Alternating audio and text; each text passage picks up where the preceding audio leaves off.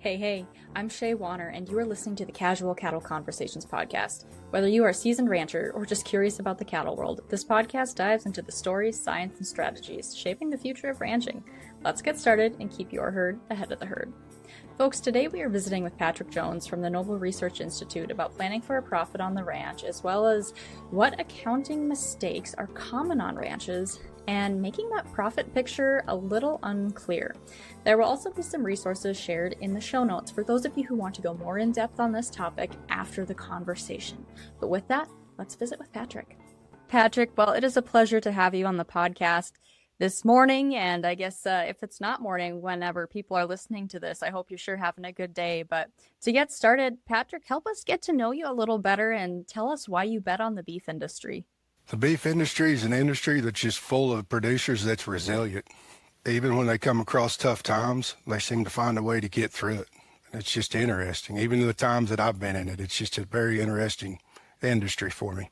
Well, and you still are involved in it with your role at the Noble Research Institute.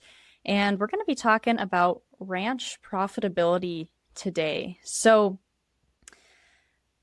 when we look at ranch profitability, how can those producers out there plan for a profit and be proactive instead of reactive with their finances? Yeah, so we look at planning for profit uniquely or a little different, but we ask them to set a goal. And that goal can be anything from a certain amount of money they want to make in a year or a certain percentage of return that they want. And we set that goal, then we'll manage our expenses to reach that goal.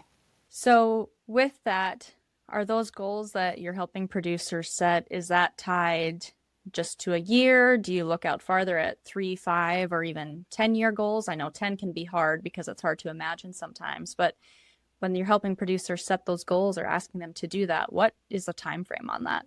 On the profitability side, it's usually a year, but we do have budgeting periods. So if you're doing, let's say, like a stocker operation and you're turning over several sets, we might have several budgeting periods throughout the year.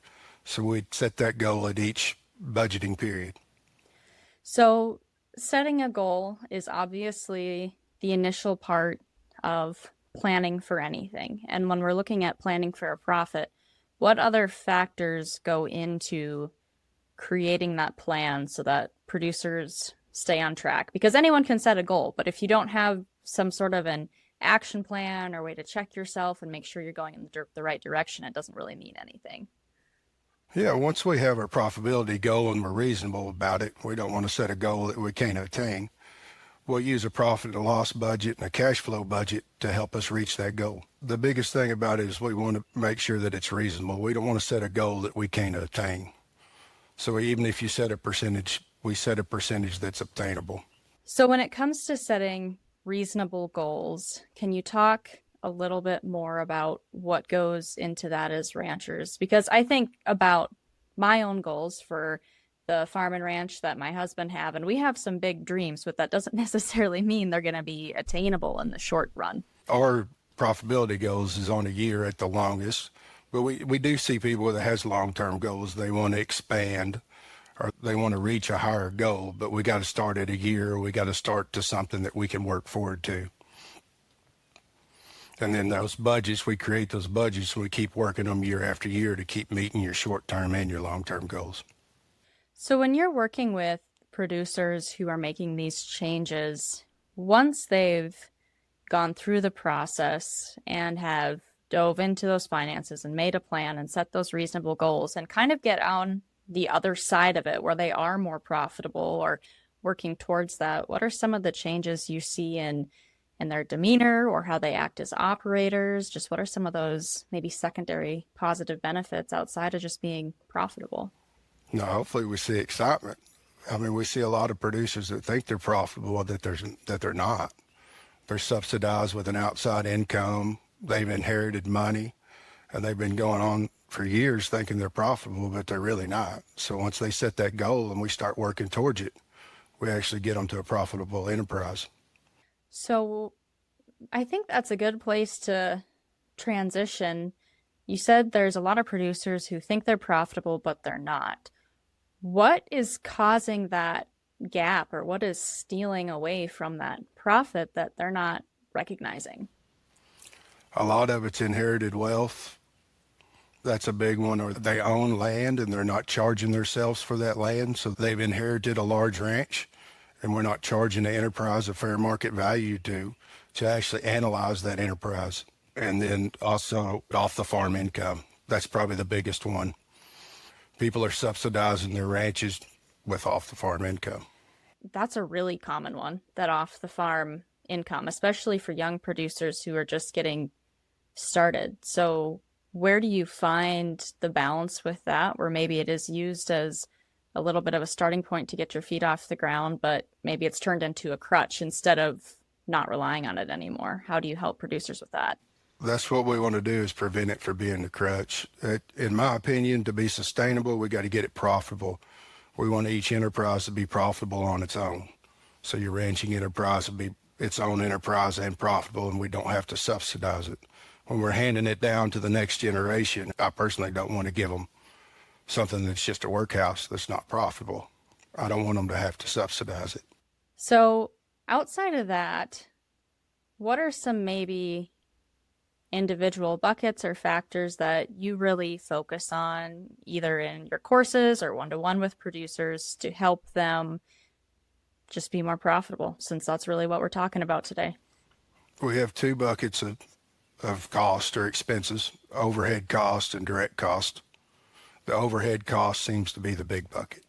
So, well, how do you define an overhead cost, just to make sure everyone's on the same page with the conversation? So overhead cost is cost that does not change as units of production change. That'd be your land, your labor, machinery and equipment. All that fall into overhead costs, but they do not change as unit as production changes. So then what is the accounting mistake that ranchers make with overhead costs? We're probably not capturing all of them. One cost that surprises me, but like on older equipment, we don't capture the true maintenance cost on them. We see some people that think, well, I've got it paid for, so I don't have any cost associated with it. And there's some real cost in older equipment. Is there anything else that outside of older equipment that you want to bring light to?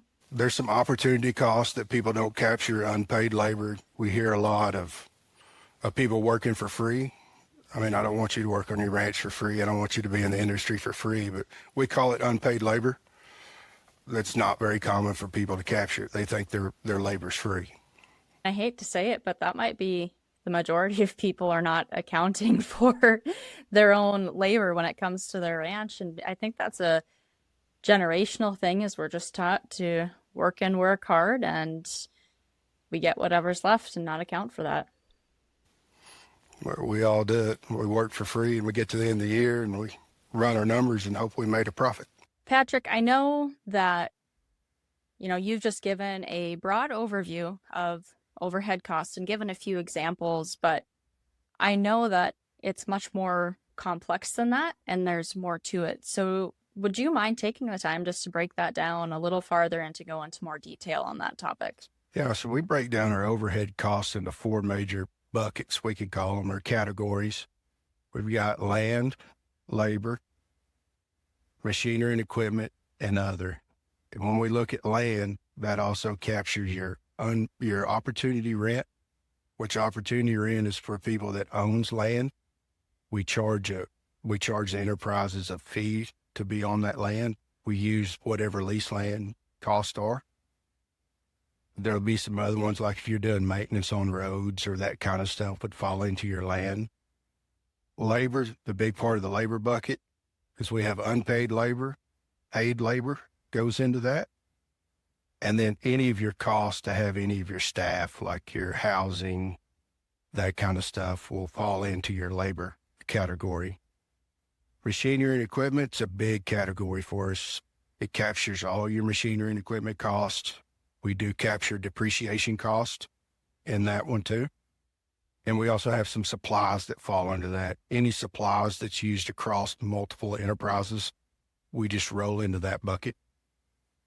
And then other, it captures any other fees that didn't fit in that category will fall into your other, like interest paid on loans, courses for development of employees, all that kind of stuff will fall into other. and we add each of those up as an individual category. And that gives us a quick look to see like this category is too high or this category is okay. So continuing on the overhead costs, what are some steps you take to help ranchers do better with accounting for these? So we create what we call a profit and loss budget. And a profit and loss budget for us includes a trading account, a gross margin worksheet, an overhead worksheet, and then it'll complete the P&L. But once we get into the overhead costs, we have a ratio that you can run, and we watch the trend year after year on your overhead cost. We want it to be trending down. If it's trending up, then we know our overhead costs are getting too high, and we can go in and look at our worksheet and figure out where it's getting too high. Usually in the machinery and equipment side of it. And are these all templates that you offer in your courses? Yes. Once you take one of our courses, they're loaded into what we call the LMS, Learning Management System. You can download them and you start working them through their spreadsheet type system. Okay. Yeah, because I just think about it from a perspective of maybe people are kind of starting from scratch, or it might just be easier to start from scratch and move forward with where they're at. And that can be a little overwhelming, and sometimes templates make all the difference. Yes, and that's what we want them to do. We want them to look forward. We can't fix what happened behind us, but we want to start managing going forward. So we're predicting everything out to give ourselves an opportunity to make changes. I mean, we predict out our costs in a year in advance. We can make changes before it actually happens. So let's talk a little more about the direct costs. And you also talked about feed and hay within this bucket. So define direct cost, or how you define it in your courses. So we define direct costs as costs that change as units of production changes. So every time you increase an animal unit, you increase one of those, your cost will go up. Examples is like your feed cost, your vet med cost. You could even have some marketing cost in that. But any cost that changes as you raise your units is a cost that we'll use as a direct cost. So what is the main mistake ranchers make when accounting for, or maybe not accounting for, these direct costs? So they usually do account for all the direct costs, but what we see is they don't charge that enterprise a true value for it. And hay is a good example. So a lot of cow-calf producers, they produce their own hay, but they don't charge that cow-calf enterprise the actual value of it. They just charge what it costs of production. So like what we asked, round bells is about $75 a bell around southern Oklahoma. So we asked them to charge the cow-calf enterprise $75 a bell to make sure it's profitable. Traditionally, a lot of people just roll that hay cost, all that machinery equipment up into the cow-calf enterprise, so they don't know if it's even costing them money. If we break it out into its own enterprise, so we have a cow-calf enterprise and we have a hay enterprise, that gives us an opportunity to see if it's cheaper to go buy hay, if it's still reasonable to produce it on our own property, and then we sell that to the enterprise that's going to use it at fair market value. Would you say it's really dependent on if it's cheaper to buy hay versus put it up, or is there more of a trend towards producers just finding that it is, in general, better to just buy hay instead of put it up themselves? We're seeing a trend to buy hay, especially in the regenerative, the way we are regenerative. We'd rather graze it and use it for something else than to mine the forage off of it and hay. And we're learning a lot. I mean, we're learning that we can leave it as standing forage in the winter and graze it cheaper than we can put it in bale and get the same graze out of it. So why do you think some of these mistakes are missed or so often made when people are not accounting for them, or maybe not planning for the profit like they should be? It's the way we've always done it. It's the way our grandpa done it. It's the way our great-grandpa done it. And we just keep continuing to do the same things because that was the way we were taught. And we can see that change does help if it's the right change. Still staying on those direct costs, how can ranchers get a better grasp on these and improve their accounting? So in that P&L budget that we were talking about, we have the gross margin worksheet. Your gross margin is your direct cost. So we have a ratio that we can calculate, and we want it to trend up.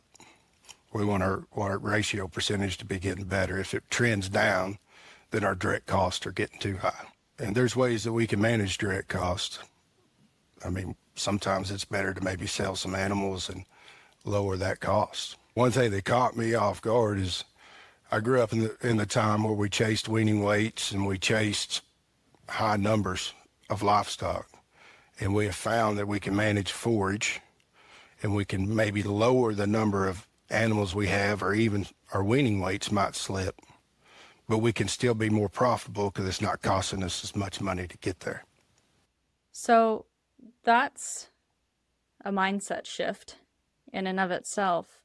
What are some other big shifts you see with producers once they take the time to dive into their operations and maybe accept that they weren't truly profitable and need to make some changes? Yeah, we see a lot of times breaking those out into the individual enterprises, like your cow-calf is one, your hay enterprise is one, even if you're chopping silage would be one. And we ask that each of those be profitable. So it gives us an opportunity to analyze them to see if we even need to be doing it.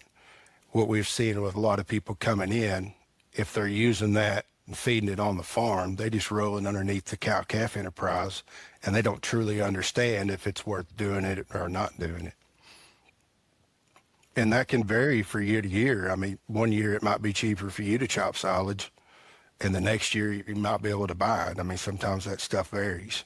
Same with hay cost. So, Patrick, we've talked about planning for a profit, overhead costs, and direct costs, and you shared them at a high level because I know you and I spoke off the recording, and you said that, and it's pretty clear that you can go into a lot of deep conversation about each one of those buckets, along with a lot of other factors that impact profitability.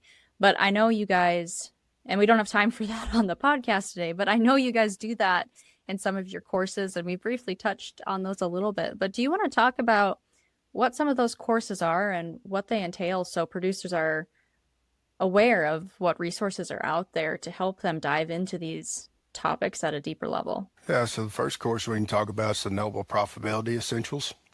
It was our first profitability course that we rolled out. It goes into details of all the stuff that we were discussing. We start at planning for a profit, and we work all the way through a cash flow budget. And we show you how to use the ratios and how to analyze it, see if our direct costs are too high, or if our overheads are too high, or maybe we're meeting the goal that we want and we can stay consistent. And then we move into the cash flow budget to make sure that we can still cash flow, and we do that ahead of time, just at the same budgeting periods that we do the P&L, to make sure that they're cash flowing. And if we have issues in the cash flow, we can fix those in advance too. So that's one course. And how many days is that? The Noble Profitability course is a 2-day course. It was built in partnership with Ranch Management Consultants. So RFP, people is familiar with RFP. It's built on the same principles. And do you travel to different states for those, or do people have to come down to Oklahoma? What does that look like? We are traveling. We're reaching out. We've been to California. There's one going to Oregon, Wisconsin. We do some in Oklahoma. Kansas, we're going to Kansas City next month. So we're starting to branch out and start to travel. Okay. And what other courses do you want to maybe just touch on or bring up? Because I know you guys have a few of them. So we got Noble Land Essentials. It's more on the soils and monitoring your land and the 6 soil health principles. It's a really, really good course to get people going and understanding what the soil's telling you, what your forage is telling you. It's a very good course to get started. Well, and I believe you have, since we're on the resource topic, I know there's some for free on the website as well. Is that correct? Yeah, Noble Land Essentials is on there. Noble Land Essentials is online, and then we have another course that we've done in partnership that is free. All right. Well, Patrick, as we kind of wrap up the conversation today, how I kind of like to end it with my guests is to really, for you to reflect back on your first 5 years in the beef industry and share what you would do differently if you could go back and do that again. Yeah, the first 5 years, I'm a fifth generation rancher in Oklahoma. But the first 5 years, if I could change anything, I would change the way I look at forage. I didn't understand it. And now that I know that if I graze my cattle right and I understand how forage is, I can really cut direct costs. And I never understood that. I was the guy chasing numbers and chasing pounds. And it's really changed the way I've looked at it. All right. Well, Patrick, thank you for taking the time today to give that high-level overview of how to best plan for a profit and manage overhead costs and direct costs, and even share some of the resources that ranchers can look into or be a part of if they want to take steps to be more profitable as a rancher. Thank you. Thanks for having me. All right, folks. So I will include some links to what Patrick and I talked about down in the show notes and in the description. And if you go down there after every podcast episode, you will always find some resources that will help you as a rancher. Remember, the best way to support this podcast and your favorite podcasts is to leave a rating or review, and of course, share it with a friend who would also find this information valuable. Happy ranching, folks.